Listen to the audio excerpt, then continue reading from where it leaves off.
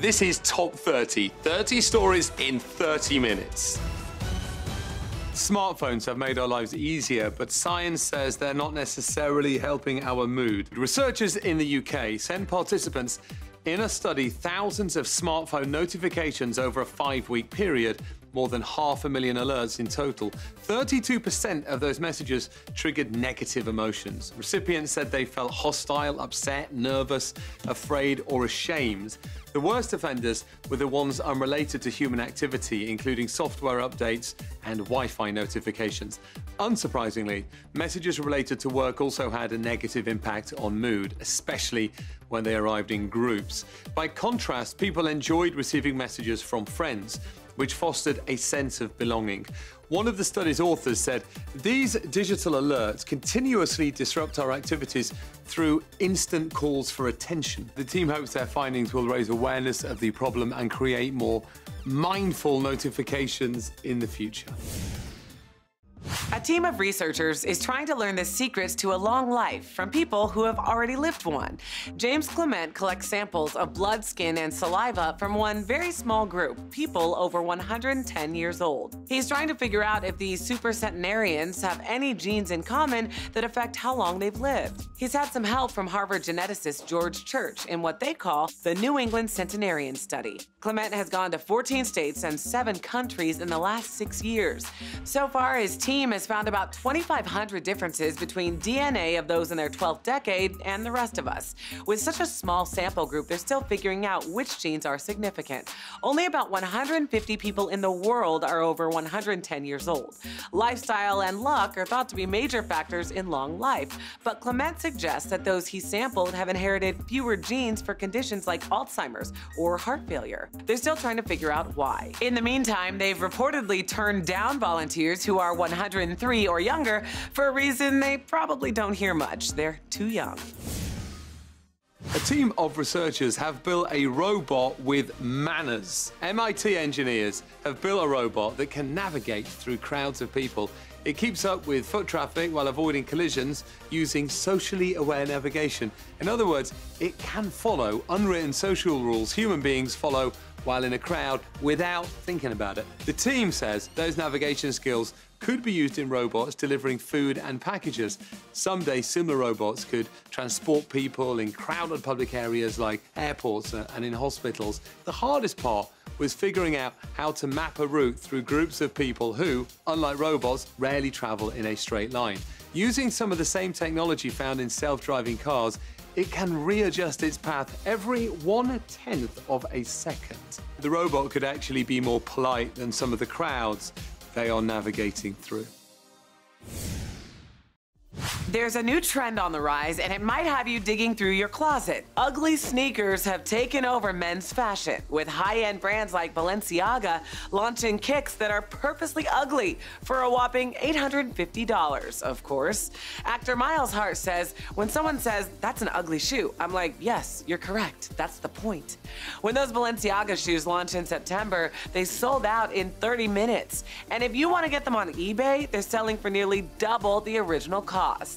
Nike, Adidas, Dior, Gucci, they've all launched what are being dubbed ugly sneakers. I have no problem with ugly. I just don't want to pay $850 for it. Singapore Airlines is bringing comfort to the sky with the overhaul of their Airbus A380 that morphs their jumbo jet into a luxury hotel in the sky. The improvements, which include brand new first-class suites, took 4 years to complete and cost an astounding $850 million. The first-class suites downsized from 12 cabins to 6, giving passengers access to a roomier, more intimate in-flight experience. Each suite includes top-notch amenities like its own bathroom, an automated swivel leather chair, 32-inch HD television, a wardrobe, and a separate full flat bed. This marks the Airbus's first major remodel since they were acquired by Singapore Airlines in 2007, when it also became the first carrier to operate that model Airbus. Here is your top 30 health roundup. Your doctor always tells you to take care of yourself, but what about them? Studies show physician burnout and depression are linked to medical errors and depersonalized care. Dr. Hilary McClafferty from the University of Arizona College of Medicine told the New York Times it has been shown in some studies that if the physician is taking care of themselves, eating well, sleeping better, they have patients who have better clinical outcomes. Doctors and medical schools are looking at different ways to curb hours and tweak training to prevent physician burnout. Heal thyself, physician. Next, a study found prescribing a combination of Advil and Tylenol work just as well as opioids to reduce pain in the emergency room. As America suffers from an opioid epidemic, this research offers alternative treatment options to reduce opioid prescriptions. Lead researcher Dr. Andrew Chang said some docs will reflexively give an opioid to anyone with a fracture. But if we can give the non-opioid and show the patient that it works, we can help with this ongoing opioid problem. And last, the symptoms of attention deficit hyperactivity disorder, or ADHD, have been linked to lack of sleep. Those symptoms include mood swings, impulsiveness, struggling to concentrate, having too much energy, and having difficulty controlling your behavior. The research suggests that disrupting your circadian rhythm or sleep schedule disrupts a number of physiological processes. Lead researcher Dr. Sandra Coolidge said, "Our research is making clear that sleep disruption and ADHD are intertwined. Essentially, they are two sides of the same physiological and mental coin." Researchers hope the study's findings could lead to non-pharmacological therapies to treat some cases of ADHD.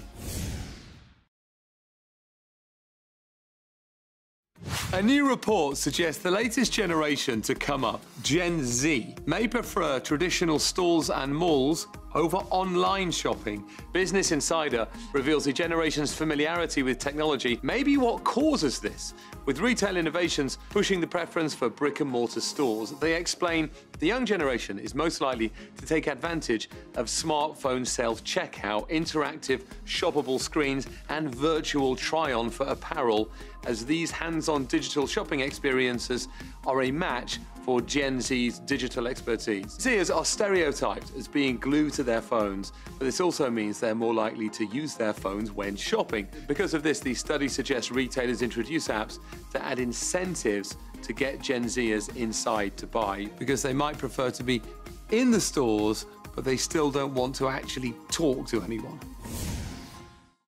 From shelter to stage, adopted terrier Macy has walked an unconventional path to stardom. In 2009, Macy was placed in an Oklahoma pound where dogs are put down after 10 days. To stretch out her time, the staff enrolled her in an Oklahoma corrections program where inmates teach dogs obedience skills. It was at that time famed Broadway animal trainer Bill Berloni was searching Pet Finder to cast the role of Sandy, a dog for the touring production of Annie.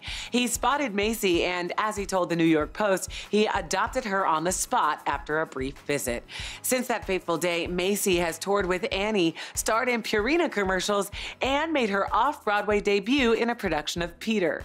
Berloni added, "I think her biggest talent is her ability to adapt and survive." Macy's story is a great reminder to stay positive. You never know what opportunities await. Belonging to a wine club is a nice indulgence, but would you pay $15,600 a year? Acker, Merrill & Condit is the oldest wine store in the United States, and they've now launched what is the most expensive wine club in the world. According to the Washington Post, the annual membership fee of nearly $16,000 works out to 48 bottles of wine at $325 each. Wine clubs are on the up and up, rising in popularity by about 25% in the last 2 years, but it's hard to tell if pockets are deep enough to sustain such a heavy price tag.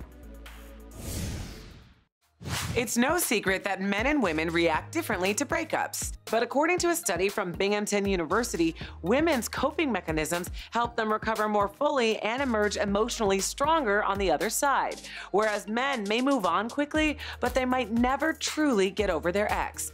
Dr. Scott Carroll, a psychiatrist at the University of New Mexico, said men tend to repress their grieving and take a fake-it-till-you-make-it approach. It can take some men years or even decades if they truly loved her. They just don't show their grief to others or even to themselves. Men are are taught from a young age to hide their feelings. So when their emotions do bubble up, oftentimes they don't know how to deal with them in a constructive manner. But for either gender, there's one surefire way to get over a breakup: meet someone new. It turns out there are two ages people are happiest, but it might not be the ones you'd expect. A study from the London School of Economics and Social Science found the ages people were happiest were 23 and 69. Researchers explain contentment takes a U shape over time. They suggest this shape could be attributed to high expectations when you're younger, followed by a dose of reality when you realize your dreams aren't coming true. By the time you reach retirement age, you drop those expectations and live life with less regret. Researchers asked people, where do you see yourself in 5 years? Well, it turns out people expected their happiness to increase in their 20s to 50s and then decrease beyond that. But in reality, your happiness trajectory is the exact opposite over time. Back to the U-shape. Your happiness peaks at 23. Maybe you'll spend some time in the dumps, but then happiness peaks again at the age of 69. So as you age, don't worry, be happy.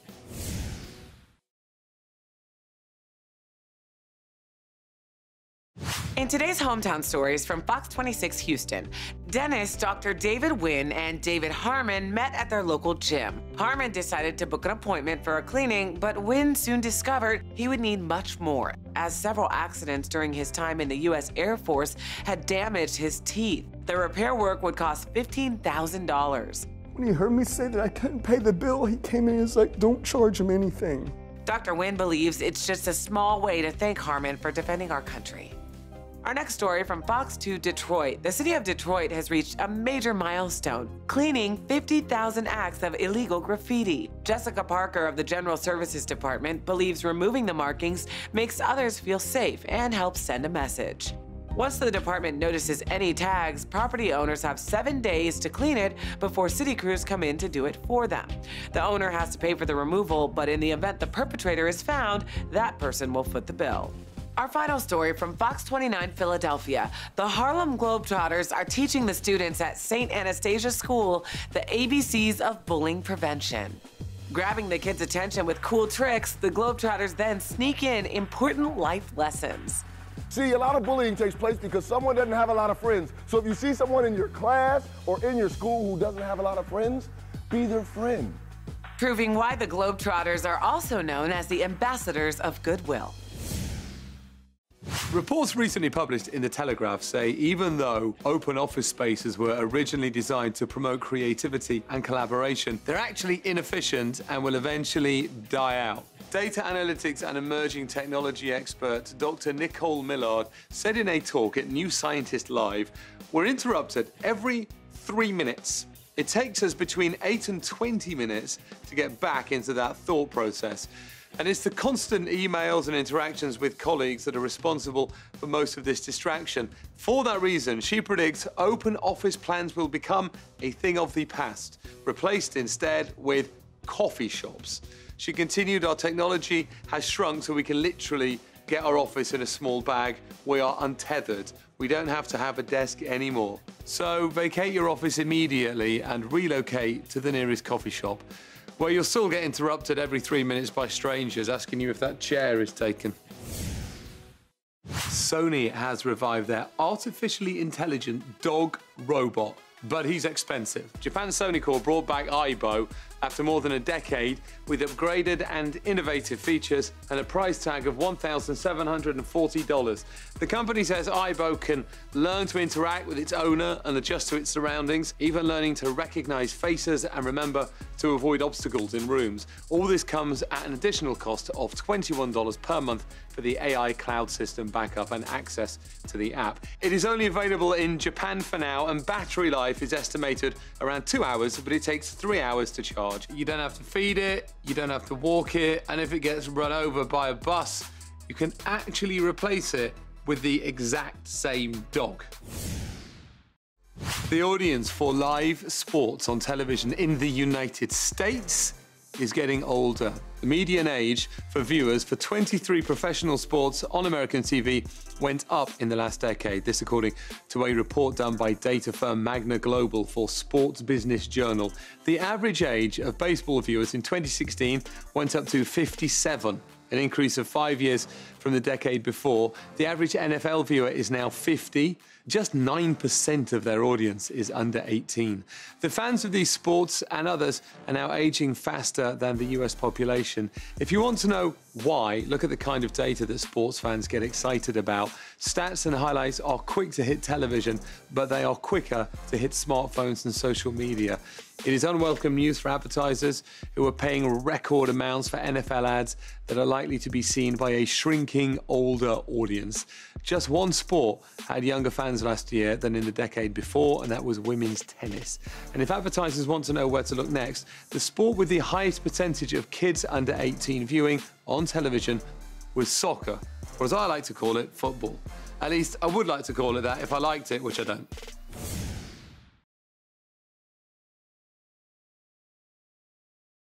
Ever wonder why some people hate horror films and others love them? Margie Kerr, sociologist and author of Scream: Chilling Adventures in the Science of Fear, believes reactions to these movies are rooted in several fright factors, which include highly sensitive personalities. These people feel more deeply and are extremely emotionally reactive, thus creating a bigger physiological response to horror films.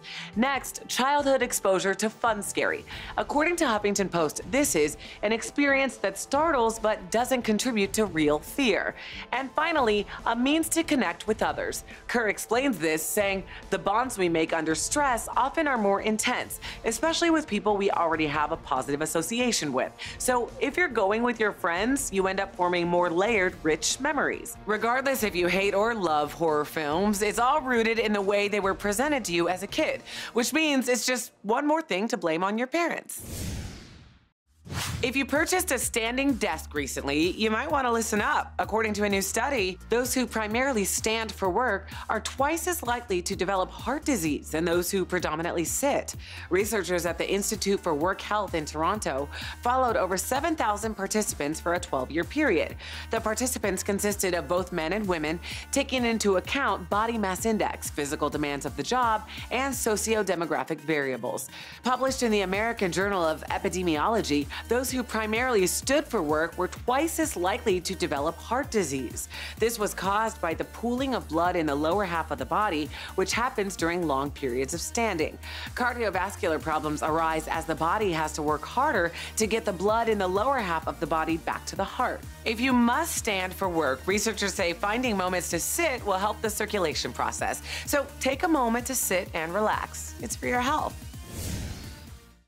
Customers love online shopping to save money. They also love returning what they buy. Almost a third of web purchases are returned. This, according to new analysis by Bloomberg. Compare that to the number of purchases returned in physical stores, just 9%. But those online returns cost sellers money. UPS says processing and shipping can be anywhere from 20 to 65% of the item's cost. It creates a paradox for e-commerce sites. One of the reasons many got so popular in the first place was by offering free shipping. With the holiday season looming, many online sellers are trying ways to make returns cheaper. Amazon is encouraging free returns to its lockers in places like convenience stores and gyms, as well as some Kohl's locations. Best Buy gives regular customers 15 days to make returns, but those who spend $1,500 a year get twice that long. Shipping for online returns will be deducted from your refund. One startup called Happy Returns will accept returns from about a dozen other sites, including Everlane and Tradesy. Their kiosks are located inside local stores and shopping malls. We've been hearing a lot about the death of retail, but the business of sending things back is booming. With over 374,000 Instagram followers, Sophie Gray has established herself as a popular influencer. However, a recent decision wasn't popular with everyone. Gray's Instagram began as photos of herself in workout clothes or bikinis. According to People magazine, she said, "I always talked about loving yourself, but the messages were attached with fitness photos, so they had the underlying theme of, but look like this." She continued on the topic by saying, "I realized that the direction of the account was hurting my mental well-being and those of my followers. So Gray decided to change the direction of her posts. Gone are the photos focused on toned muscles, and instead she's been posting makeup-free photos that reflect her inner happiness.